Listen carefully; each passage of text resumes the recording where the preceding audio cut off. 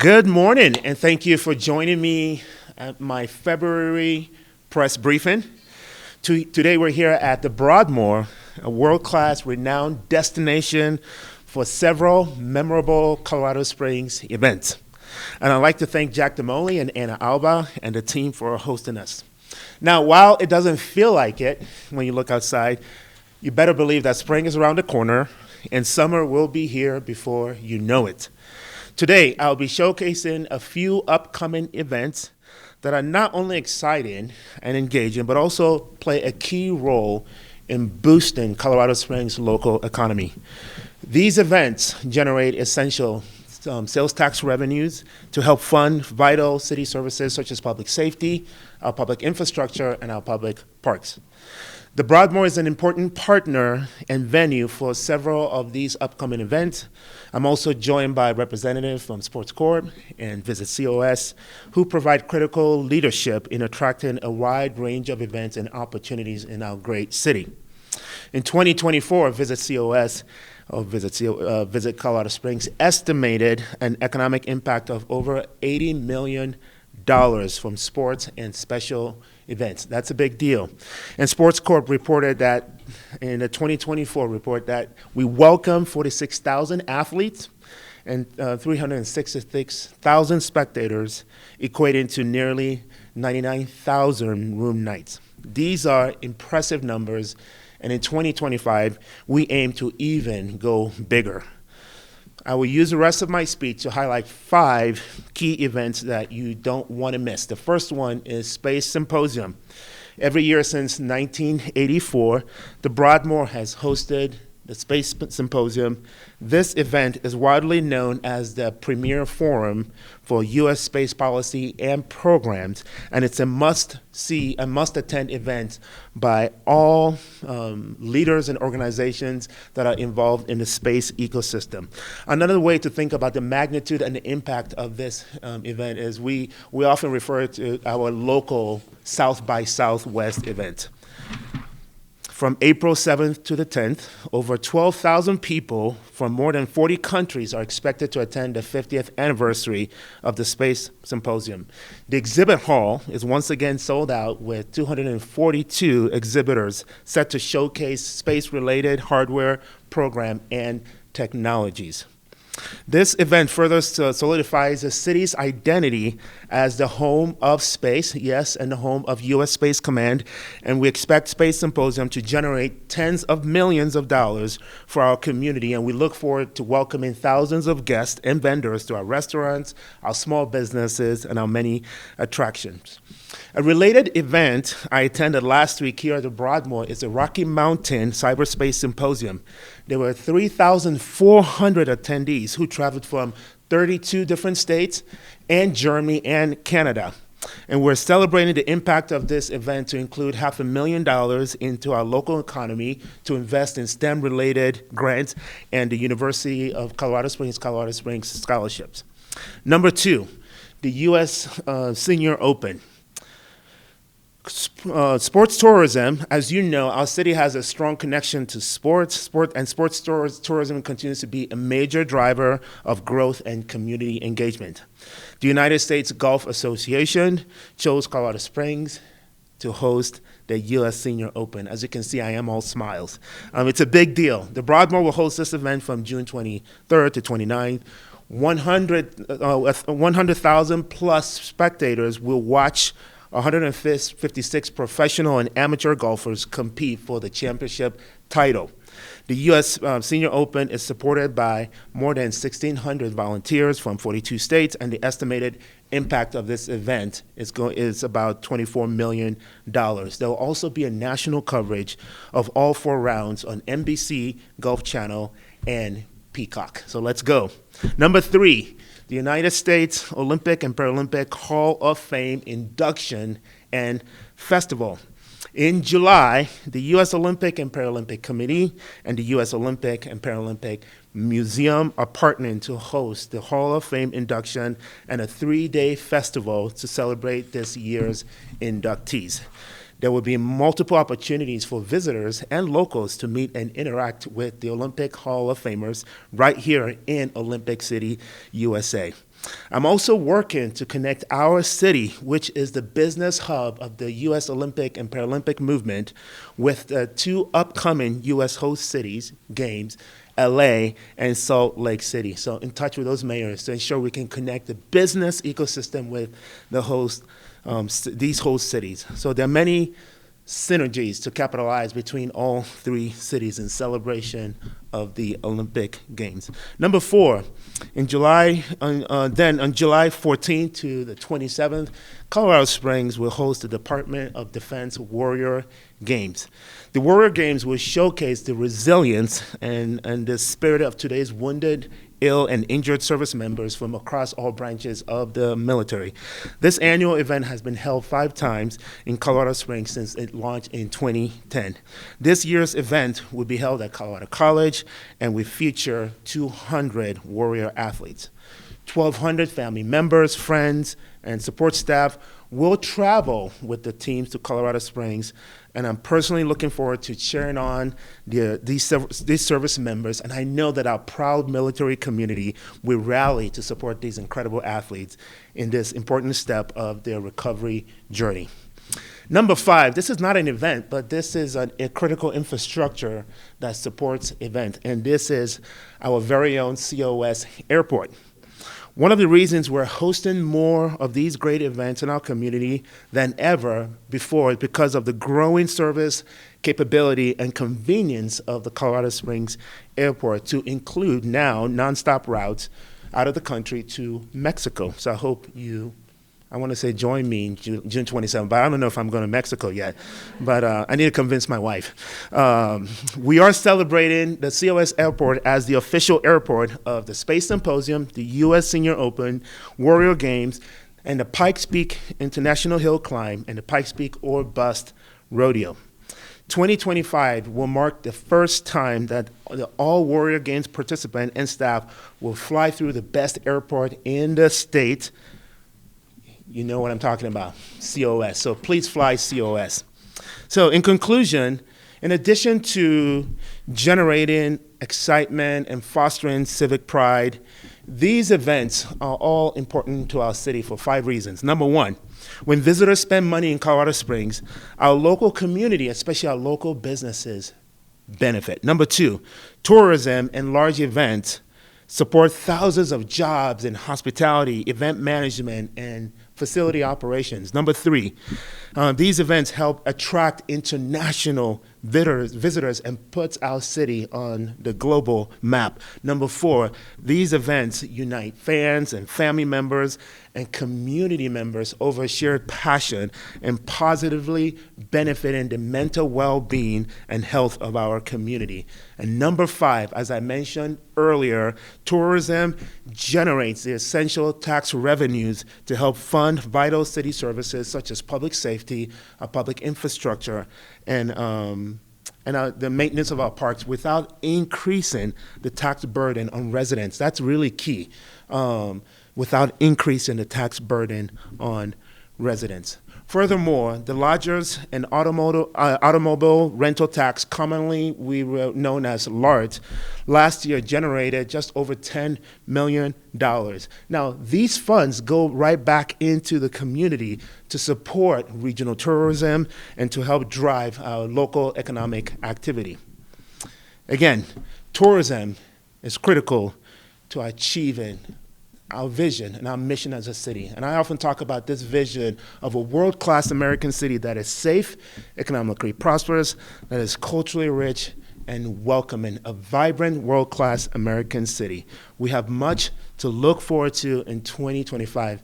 And believe it or not, I barely scratched the surface of the number of events. In fact, tomorrow, there's the 3rd annual polo event will be held here in our community. So we're looking forward to celebrating that on Saturday, and the weather's amazing. That's 2 years in a row of amazing weather.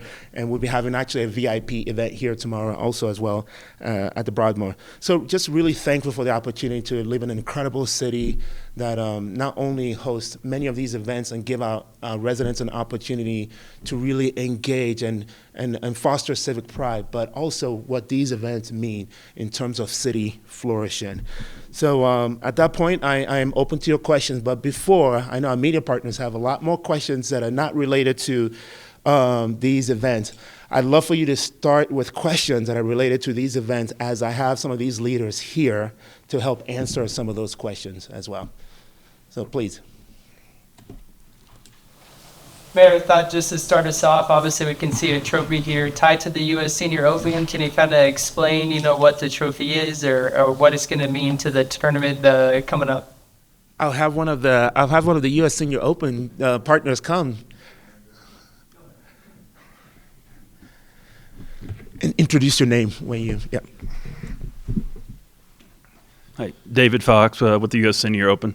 So this is the Charles Ouimet Trophy. We'll go to the winner, but I think we're just excited to be back at the Broadmoor. This will be the ninth championship here at the Broadmoor, and will be the third time hosting the Senior Open, which marks the most championships held by any venue here in the country. So I think it just speaks to the great city we have here in Colorado Springs and the support from the local entities. So looking forward to seeing everyone in June. What makes the Broadmoor Golf Course so great to play and host a Senior Open like this? Great question.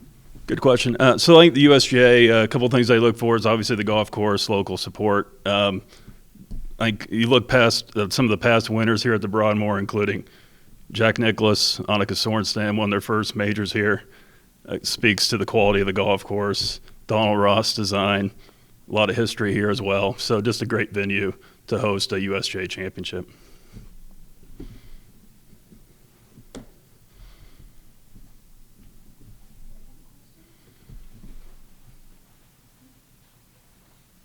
Any other event-related question? I have sports court, visit COS, Broadmoor team. What does it mean for Colorado Springs to bring all these events in one summer economically, and what does it mean for surrounding businesses? Yeah, let me focus on your last two words, surrounding businesses. It's a big deal. Your mayor is a small business owner. And what it means when if I put my small business lenses on, that is business. That is, small businesses are the backbone of our economy, and the struggle is real. And so having a summer of opportunities, especially bringing in a lot of visitors, equals new money and new opportunities. So I'm really thrilled for our local businesses, especially right now. Times are hard. Inflation is still a real thing, and many local businesses are struggling. Let me bridge now, put my mayor hat on. Our city revenues are struggling, if I'm being completely transparent. I became mayor at a time where we began to feel the impact of inflation, and my first year in office had to make the difficult decision of, what areas can we save, what can we cut, and having to dip into our reserves to ensure that we're able to still provide the critical services. Public safety is at the top of my list, and also our critical infrastructure as well. And then the second year, we had a similar challenge. We were able to carry savings from the first year to the second year, just being good stewards. So we're making do with what we have, but the dream and the idea of these events truly translate to new revenue that our city could use to ensure that we're keeping and maintaining Colorado Springs' status as the most desirable city in the United States, the most neighborly city in the United States, and also the third best city to live in the United States. Do you foresee any more cuts maybe coming in the near future? What's 2025 look like in? That's a great question, and because I'm a natural futurist, my mind is there already, and it's a conversation I am thinking about. But it's February. There's no alarm. There's no need to sound any alarm. It's actually, we don't even have enough data point to even make those determinations.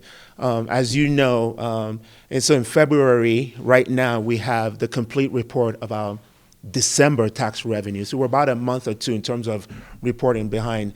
And so by come March and April, I'll have my first idea of how we're doing revenue-wise.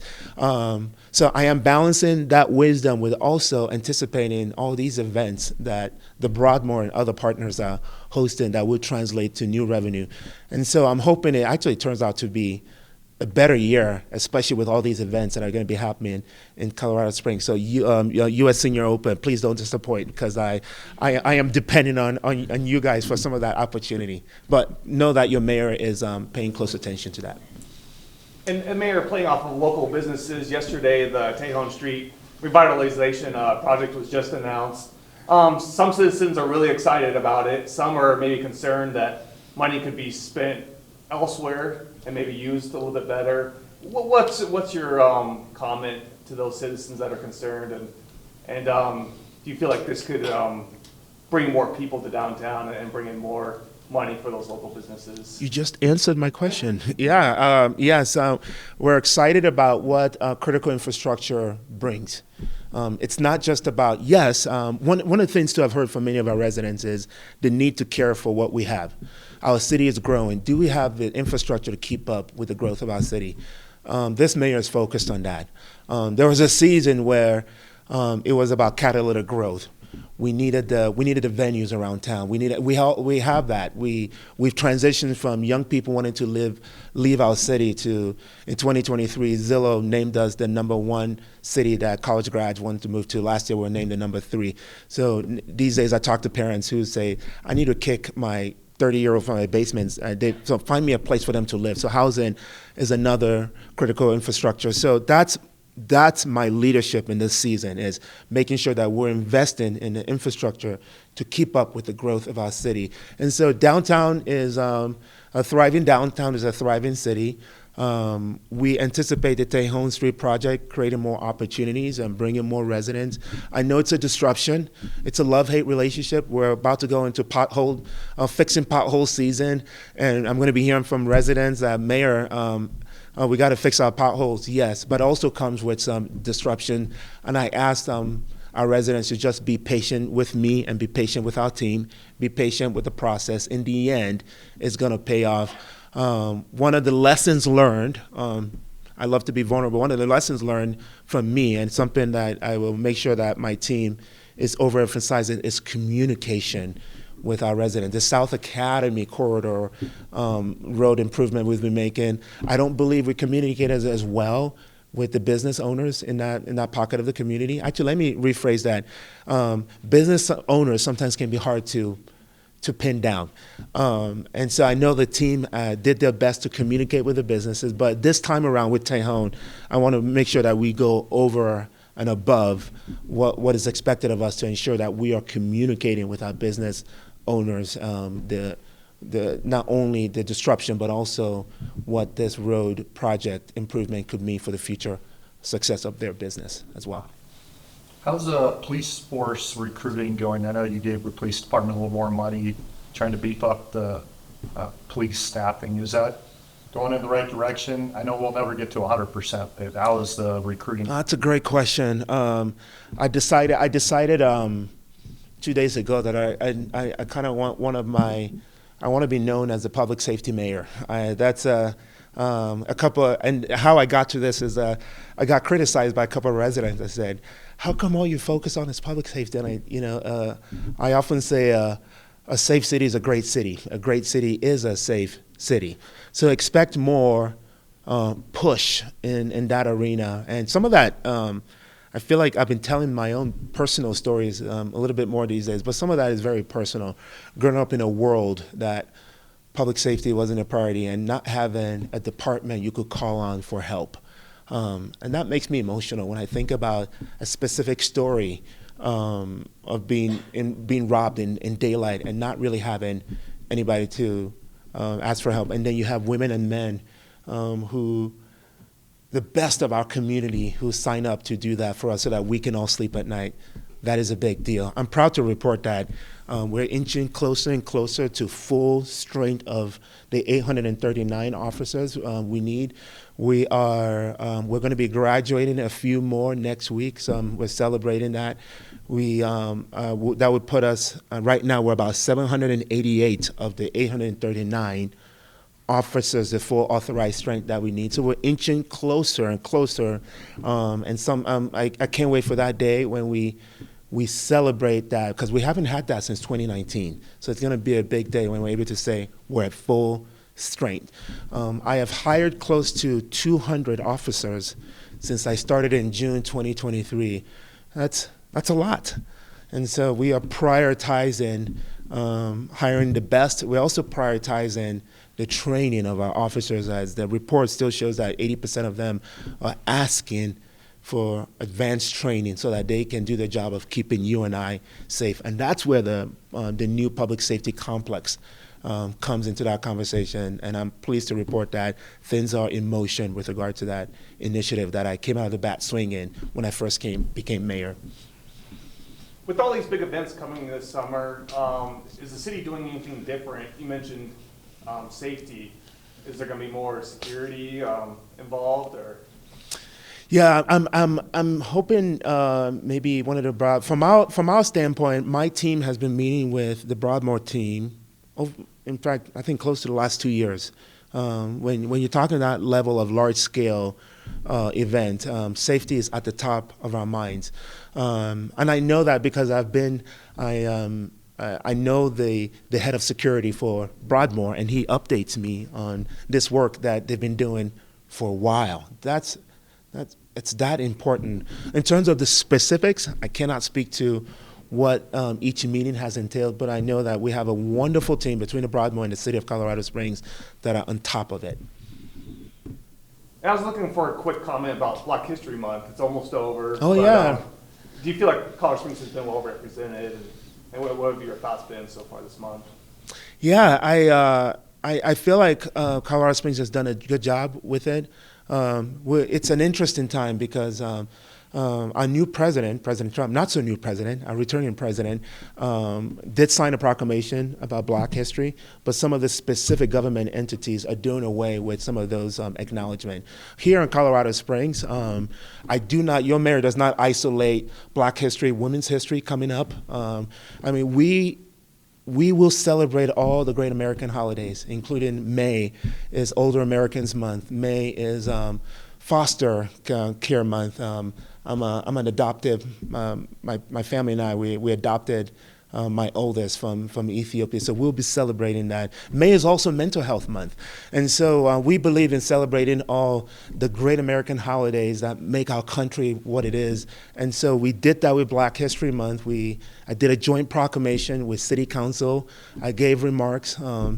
It's a powerful reminder as the first elected Black and immigrant mayor of what makes America so great. We don't celebrate that enough. I know we often focus on the work that is still to be done, and that is true, but we must focus on the work that has been done, because it's in there we can build upon and become even greater. I think about in 1960, it would have been improbable, even possible for someone like me to be a mayor of a top 50 U.S. city.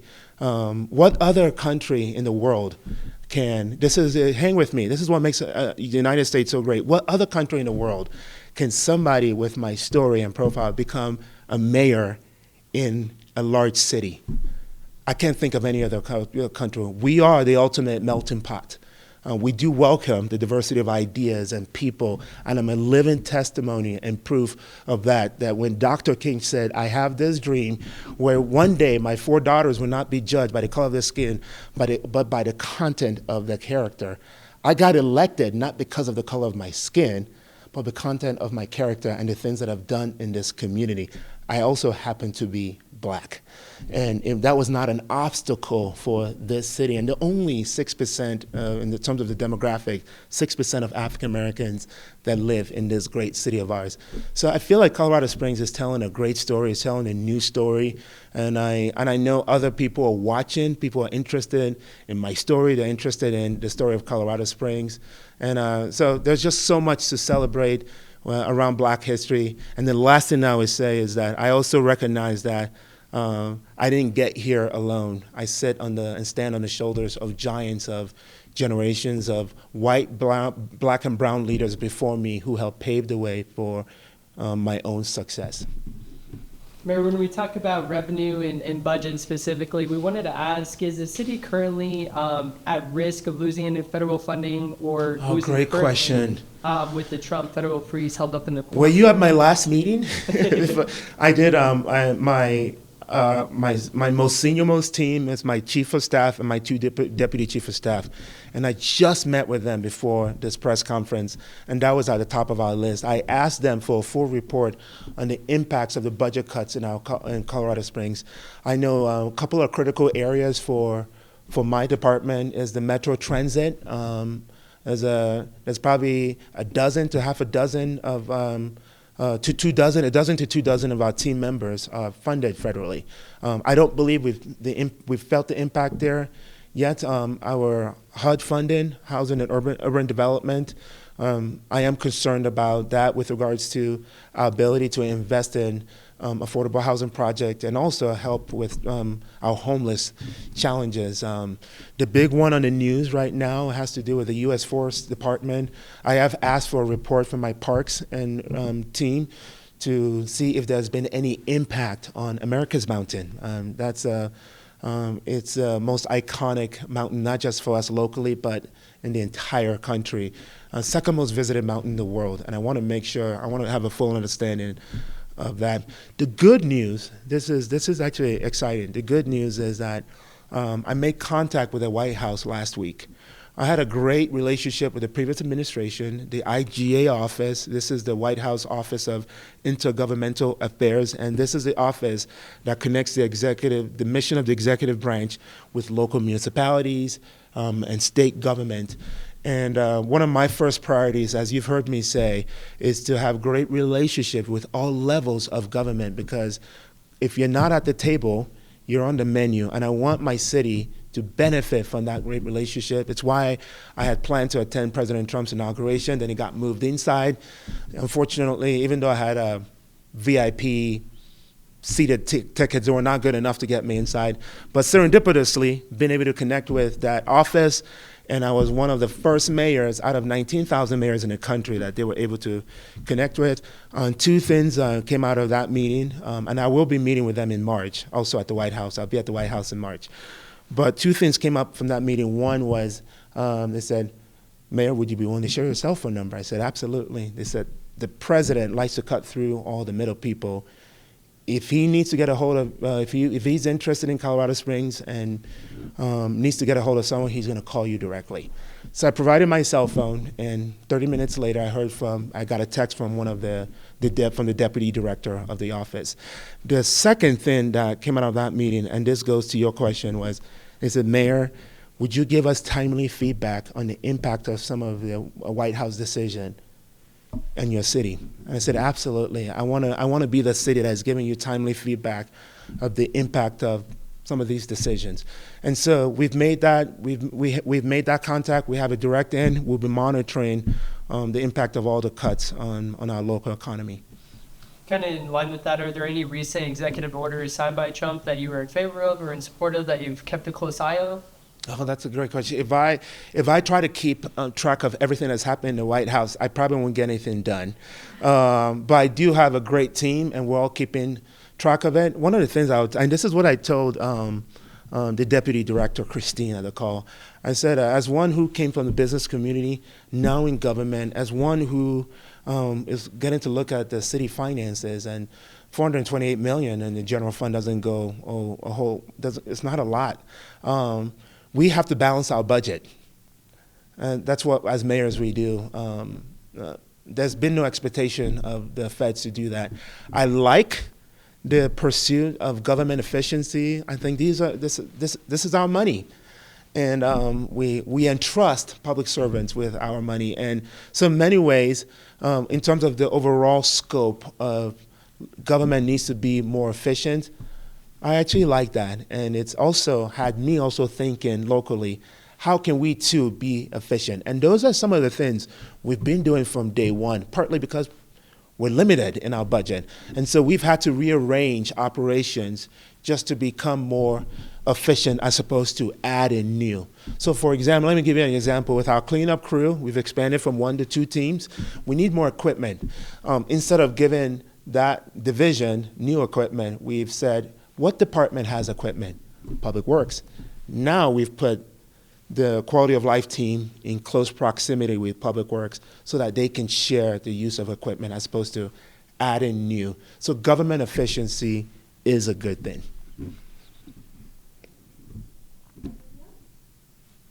Okay. I just have one final Yes. question, separate topic though. I know you've been pretty vocal in the past. Just current thoughts on the recreational marijuana measure failing in the courts. What are your thoughts currently? I'm surprised. I was expecting that question sooner, so I actually appreciate that question. I know our news media partners, everyone's paying attention. The city is paying attention. I've been vocal that I believe recreational marijuana, the ability, given easier access to it, it's a bad deal for our community. I am concerned for our youth. I'm concerned. We're a military community. The feds pay attention to those type of decisions. Some of it is personal. My kid's about to go to middle school, and I'm already hearing that has made its way to middle school, and it is a gateway drug. We've been able to, Colorado Springs has been able to achieve all these accolades that I mentioned without it. Why do I want to test what our city looks like with it? That said, we're here today. I also respect the will of the voters. I love democracy. I love that there's a process. It's not the process that I want. It's not really, but I also respect the will of the voters. I will just giving you an update. We do have 85 medical. We don't know if all 85 are eligible for retail. As you know, they have to be 1,000 feet away from daycares and schools and some of these other measures, which I'm glad we have in place, and my council colleague to get a lot of credit for that. I do know there's been 35 applications so far as of last Friday for retail. We are in the middle of asked my team to start to do some estimate in terms of what that tax dollars, that revenues, what we'll get in 2025 and 2026. I've been clear that because I'm most concerned, my biggest concern around retail marijuana has to do with public safety. And it's my intent to use as much of those tax revenues to reinvest in our public safety efforts. And the last thing I would say about this is in 2017, there was an effort where we put into law putting caps on the number of shops that could be in Colorado Springs. So in 2017, I believe we had 132. And so when one closes, it resets the cap. And so today we have 85. And if another one closes, the cap becomes 84. I celebrate the wisdom of leaders before me who are able to do that, because while we have in our community, I still believe we're faring better than many communities. Not to pick on my fellow city, Denver, but their cap is about 467. And we have a bigger footprint than Denver does. So it's here. We're trying to deal with this new reality. I never thought I'd be the mayor I didn't see that coming.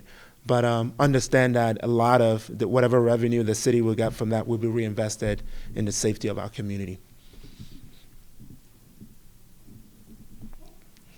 Yeah, thank you. Thank you, guys. Yeah. And Jack, thank you for hosting. Yeah.